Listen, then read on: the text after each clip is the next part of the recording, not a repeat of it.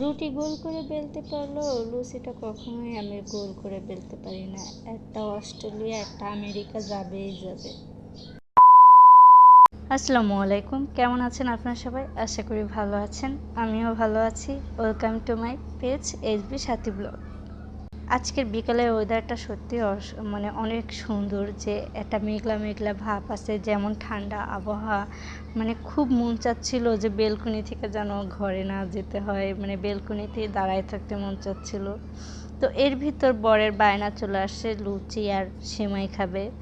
তো সেমাইটা রান্না করতে পারি আর রুটিটা বেলতে পারি, কিন্তু দুঃখের বিষয় আমি লুচিটা বেলতে পারি না। কারণ লুচিটা বেলতে গেলে হয় একটা অস্ট্রেলিয়া নয় একটা আমেরিকা চলে যাবে। তবুও বর যখন খেতে চেয়েছে বানাতে তো হবেই। আর এখানে দেখতে পারতেছেন আমি দুধ বসিয়ে দিয়েছি, আর এখানে আমি আগে দুধটা জাল করে নেব। তারপর কিছুটা জাল করে নেওয়ার পর আমি এখানে কিছুটা 3টার মতো আর কি এলাচ আর 2টার মতো দারচিনি আমি দিয়ে আবারও দুধটা ভালো করে জাল দিয়ে কিছুক্ষণ তারপর তার ভিতর আমি চিনি অ্যাড করব।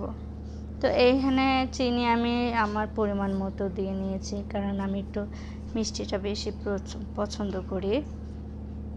সেমাইতে অনেকে আরও অনেক কিছু দেয়, যেমন বাদাম কিশমিশ এগুলো দিলেও সেমাইটা অনেক মজার হয়, কিন্তু আমার হাতের কাছে এই 2টা জিনিস ছিল, তাই আমি এটা দিয়ে সেমাইটা তৈরি করছি। তারপরও যা হয়েছে আলহামদুলিল্লাহ অনেক মজা হয়েছে। আর দুধ সেমাইতে মানে দুধটা ঘন থাকলেই সেমাইটার স্বাদ ভালো লাগে, এতে আর কিছু প্রয়োজন পড়ে না।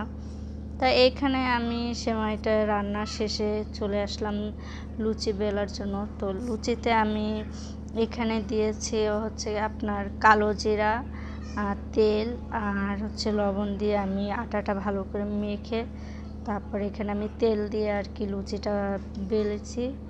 আর এই যে দেখতে পারতেছেন আমি আমার লুচির দেখে কেউ হাসবেন না দয়া করে, কারণ আমার লুচির অবস্থা খুবই খারাপ। তো সবাই ভালো থাকবেন, সুস্থ থাকবেন, আল্লাহ হাফেজ।